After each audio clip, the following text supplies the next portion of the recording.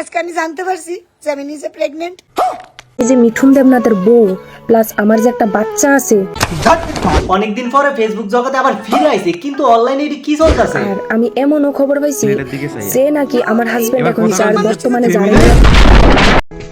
Hello বন্ধুরা, আমি তোমাদের কাছে একটা কথা কই। একটা পুরুষ মানুষ বিদেশ থাকে, সোশ্যাল মিডিয়ার মধ্যে যে এসব কি শুরু হইছে, বেটা কয় বেডির দোষ আর বেডি কয় বেটার দোষ। আমার থেকে তো মনে হইতেছে তোমরা দুজনেরই দোষ। আমি দিয়ে সোশ্যাল মিডিয়ার ভিতরে কান্দাকাটি করে। এই দাঁড়াও দাঁড়াও, অনেকদিন পরে অনলাইন জগতে ফিরে আইছি, প্রথমে আমার ডায়লগটা একটু কইতাম দাও। দিনের পর দিন যাচ্ছে, প্লাস আমি নাকি হের বউ না, ঠিক আছে? কি অবস্থা, এক একজনের যদি 2-3টা করে বিয়া করতেছে। আর আমার এক চেষ্টা বন্ধু আছে, অনেক বিয়ে করতেছে না, দিন দিন বুড়কা আতি হইতাছে। তোমরাও যদি এরকম বন্ধু থাকে তাহলে আমার এই ভিডিওটা শেয়ার করে পাঠাইও। পাইছি যে নাকি আমার হাজবেন্ড এখন যার বর্তমানে জারে নিয়ে আছে। যারে নিয়ে আছে ভালোই তো আছে, এতদিন তুমি কই আসলা, এখন কি তোমার ঘুরাকির মিলারা দিছে? যদি আমিও বিদেশ থাকতাম তার মানে এটা না। এই দাঁড়াও দাঁড়াও, তুমিও ধোয়া তুলসী পাতা না যে তোমারে নিয়ে আমি এই ভিডিওতে পূজা কইরাম। লোকে সে অবৈধ সম্পর্ক চালাইতেছিল, যখন এই কথাটা জানছি তখনই কিন্তু এই বোর্ডের আমি ছাড়তে বাধ্য হয়েছি। সাইরাজন দিছো ভেজাল শেষ করে আইতা, লেস পেস কিরে লাগে রাখছো না, মানে ফিলফিলি বেশি।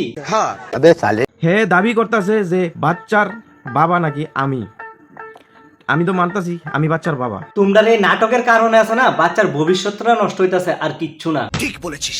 এই ছাগল আর পাগলের কারণে আছে না, এই অবুঝ বাচ্চারা কষ্ট পাইতাছে। কি দোষ আসলো এই বাচ্চারা? আমার কথা হইছে গিয়ে সেটা, তোমরা যখন এত নাটকে মারাবে তাহলে এই অবুঝ বাচ্চারা পৃথিবীর আলো কিরে দেখাইছো কষ্ট দেওয়ার লাগিয়া। অলরেডি আমি 2 বছর হয়েছে এই বোর্ডের আমি অলরেডি ছাইড়া দিছি। ওই দেখো আরেক ফাড়া বুক ফুলাইয়া কইতাছে 2 বছর আগে ছাইড়া দিছে।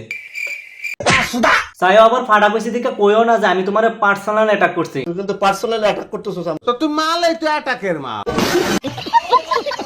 অবৈধ সম্পর্ক চালাইতেছিল, যখন এই কথাটা জানছি তো। দাদা, তোমার উদ্দেশ্যে আমার একটা প্রশ্ন। আমি ধরে নিলাম তোমার বউ খারাপ, আমি ঠিক জানি না খারাপ না ভালো, তারপর আমি ধরে নিলাম যে তোমার বউ খারাপ, কিন্তু তুমি যে বউ বাচ্চা ফালাই আরেকটা বিয়ে করছো, কাজটা কি ঠিক করছো? আবার শুনতাছি দিবস না হইতেই বলে বিয়ে করে লাইছ। আমি ধরে নিলাম যে তোমার বউয়ে দোষ করছে, কিন্তু বাচ্চাটা তো কোনো দোষ করছে না। ঠিক বলেছিস। আমি জানি তুমি আবার কমেন্ট বক্সে জ্ঞান দিবা যে এত ছোট বাচ্চা মা বাদে রাখা সম্ভব না, কিন্তু আমার কথা হইছে কি, এসে দোষ তো তোমার বউয়ে করছে, বাচ্চা তো কোনো দোষ করছে না। তাহলে বাচ্চার দিকে চাইয়া দিন কাটাইতা। তোমার ফিলফিলির কারণে যে তুমি হাঙ্গা কইরা বইয়া রইছো, বাচ্চাটা যখন বড় হইব, মানুষে যখন জিজ্ঞেস করবো যে তোর বাপ কে, তখন বাচ্চাটা কি কইব? হ্যালো বন্ধুরা, আমি তোমাদের কাছে একটা কথা কই। ওই দেখো আরেক ধোয়া তুলসী পাতা আইছে। এতদিন কিন্তু বিন্দাস দিন কাটে লেগেছে, কোনো অসুবিধা নাই, কিন্তু অক্ষণ তাইনের মনে হইছে তোমরা এই দুজনের নাটকের কারণে আছে না, বাচ্চার ভবিষ্যৎটাই নষ্ট হইতাছে।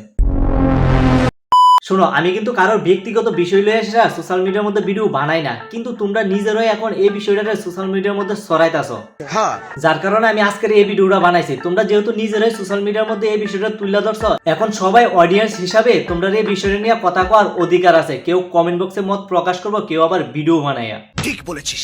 আমি তোমরা উদ্দেশ্যে একটাই কথা কইতে চাই, এসব বিষয় সোশ্যাল মিডিয়ার মধ্যে না তুললে নিজের মধ্যে ভেজাল শেষ করার চেষ্টা করো। ভিডিও শেষে একটা কথা কইতে চাই, এই অবুঝ বাচ্চাটার কোনো দোষ নাই, তোমরা প্লিজ এই বাচ্চাটার খেয়াল রেখো।